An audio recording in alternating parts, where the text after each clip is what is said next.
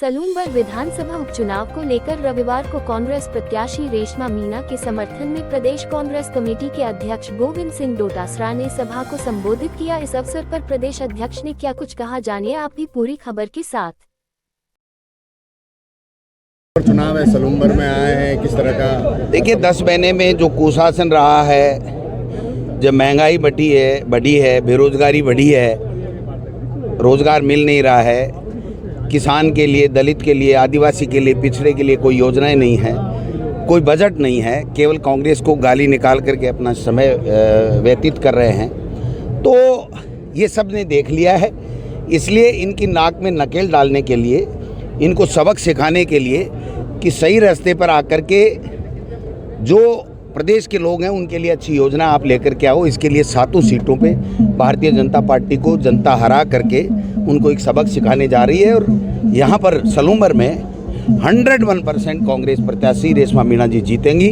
रघुवीर मीणा जी और रेशमा मीणा जी और तमाम कांग्रेस के नेता, कार्यकर्ता, संगठन के लोग एकजुटता के साथ में कांग्रेस पार्टी आलाकमान के निर्णय के साथ हैं और कांग्रेस पार्टी को यहाँ से जिताएंगे। कार्यकर्ता को समय से कमजोर अपने आप को साबित करते पर फिर शक्ति प्रदर्शन किया है और आज तो सभा में भीड़ जुटी है, इसको लेकर क्या कहेंगे? देखिए, लोगों का मन बन चुका कि इस भारतीय जनता पार्टी के नक्कारा शासन को हमने 10 महीने देख लिया, केवल थोती भाषणबाजी कर रहे हैं। और यहाँ से बीजेपी के प्रत्याशी अब केवल उनको कैंडिडेट बनाना था, क्योंकि उनके पास में कोई वैचारिक बात नहीं थी, इसलिए उनके परिवार को बनाया है।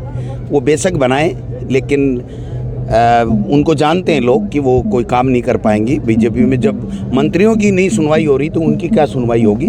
और बाप पार्टी जो कुछ एजेंडे लेकर के चलती है, वो एजेंडे कभी भी पूरे नहीं होंगे जब तक सत्ता में नहीं आते हैं लोग। और सत्ता में आने के बाद में भी सबको साथ लेकर के चलना पड़ता है। हमने लोकसभा में और जो लोकसभा के साथ में एक बागडोगरा का चुनाव था, उसमें ये सोच करके हमने उनको समर्थन दिया था कि भारतीय जनता पार्टी को हराना है। और यहाँ पर जो है देश में जो 10 साल से मोदी जी का कुशासन चल रहा है, जो तानाशाही चल रहा है, उसको रोकने के लिए दिया था। लेकिन उन्होंने अब यहाँ पर कैंडिडेट अपने खड़े किए हैं, लेकिन लोगों को ये पूरा विश्वास हो गया है कि नहीं, ये अपने स्वार्थ के लिए काम कर रहे हैं, ये प्रदेश के लिए काम नहीं कर रहे हैं। प्रदेश के लिए, लोगों के लिए जो कांग्रेस की सरकार जो अच्छी योजनाएं पिछले 5 साल में दी हैं, वो उन्हीं की सोच है कि वो प्रदेश के लोगों के लिए, दलित के लिए, पिछड़े के लिए, आदिवासी के लिए कर सकते हैं और वो काम करें। कल दिया कुमारी जी सलूनबर में थे, रोड शो के दौरान उन्होंने, वो तो एक शादी में मीडिया ने सवाल पूछा था कि सलूनबर जिला रहेगा या नहीं रहेगा, उसको भी उन्होंने भाई उनको खुद का ही पता नहीं, वो मंत्री, उप मुख्यमंत्री रहेंगी कि नहीं रहेंगी, तो वो सलूनबर का जिला क्या बताएंगे? बता, वो तो एक शादी में आई थी और किसी कार्यकर्ता ने कह दिया एक झलक इधर दिखा जाओ, तो वो आ गए। ऐसे थोड़ी होता है। कोई कार्यक्रम सुना था आपने उनका पहले कि वो यहाँ रोड शो करेंगे? मीटिंग में तो लोग आते नहीं। कल देखना मुख्यमंत्री जी की मीटिंग में मेरे यहाँ कांग्रेस की सभा में जो आए उससे आधे भी आ जाए तो मुझे बता देना। आपसे मैं आग्रह करूंगा, मीडिया का भी दायित्व बनता है, चौथा स्तंभ है। आप मुख्यमंत्री जी से जरूर हाथ पकड़ के पूछना कि क्या सलूनबर जिला रखोगे कि नहीं रखोगे। अगर वो जवाब नहीं देते हैं तो ये मान लेना वो सलूनबर जिला समाप्त कर रहे हैं, जो रघुवीर मीणा जी के प्रयास से हमारी कांग्रेस की सरकार अशोक गहलोत जी ने किया था। मैं समझता हूं कि इतना ही काफ़ी है इनको निपटाने के लिए। भाजपा और प्रभारी जो अग्रवाल इसलिए प्रचार नहीं कर रहे, उनको पूछ कौन रहा है? न बीजेपी पूछ रही, न बीजेपी का पार्टी आलाकमान पूछ रहा, न यहाँ के लोकल लोग पूछ रहे। एक प्रभारी अगर यहाँ मौजूद है और वो एक भी मीटिंग नहीं ले रहा है और चुनाव घोषित नहीं हुए, डेटें नहीं घोषित हुई, उससे पहले सब जगह चुनावी भाषण दे रहे थे, तो आप समझ सकते हो। मैंने कहा था ये जितना घूमेंगे, जितना भाषण देंगे, उतना कांग्रेस मजबूत होगी और कांग्रेस को फायदा करेंगे। इसलिए उनको रोक दिया गया कि आप कोई भाषण नहीं देंगे, आप कोई प्रचार नहीं करेंगे। तो अब उनके बारे में मैं क्या कहूँ, बताओ ऐसे लोगों के बारे में। लेकर भी कहा आपके जो तेजल सुपर डुपर वाला जो गाना है, एक दिन का व्यवसाय बन जाएगा। मैं कहूँ नींद खराब हो रही है इनकी इस गमछे से।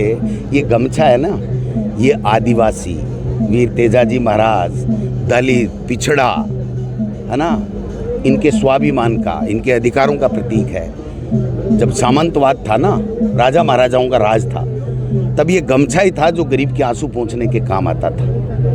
आज ये गमछा ही एक ऐसा गमछा है जो हमारे नौजवान का, दलित का, पिछड़े का, आदिवासी का स्वाभिमान का प्रतीक है, उसके अधिकारों की लड़ाई लड़ने के लिए वो गमछे का प्रयोग करते हैं। और वीर तेजाजी महाराज जो हमारे आराध्य देव हैं, उनके सम्मान में गमछा, इस गमछे से नींद नहीं आ रही है, बीजेपी की नींद हराम हो रही है।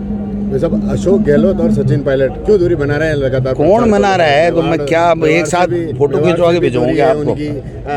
वागड़ से भी दूरी है, मेवाड़ वागड़ कहाँ है दूरी? नेता आ ही नहीं पा रहे हैं, क्यों कहाँ है दूरी? सब एक साथ है भाई, क्यों नहीं आ पा रहे हैं?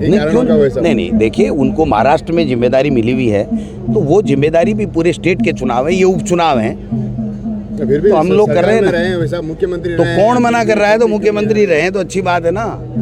हम सब कांग्रेस के नेता कार्यकर्ता एक हैं, बीजेपी की तरफ फूट नहीं है। बीजेपी में किरोड़ी जी 3 महीने तक सोते रहे और मुख्यमंत्री जी इस्तीफे की गुहार लगाते रहे, स्वीकार कर लो, ऐसा नहीं है हमारे में। 84 में कोई प्रचार के लिए कोई बड़ा नेता क्यों नहीं गया? सभी जा रहे हैं, सभी प्रचार कर रहे हैं, जैसे जैसे समय मिल रहा है, जैसे जैसे मीटिंगें हो रही। 84 में नया कुछ होगा, अब कमाल होगा, देखना। वहाँ पर उनको मुंह की खानी पड़ सकती है। कांग्रेस बहुत अच्छा प्रदर्शन करने जा रही है। बड़ा नेता नहीं क्या, सिर्फ ऑब्जर्वर बनाए गए वहीं वहाँ पर? ऑब्जर्वर छोटे को बनाया जाता है क्या? ऑब्जर्वर तो बड़ों को ही बनाया जाता है।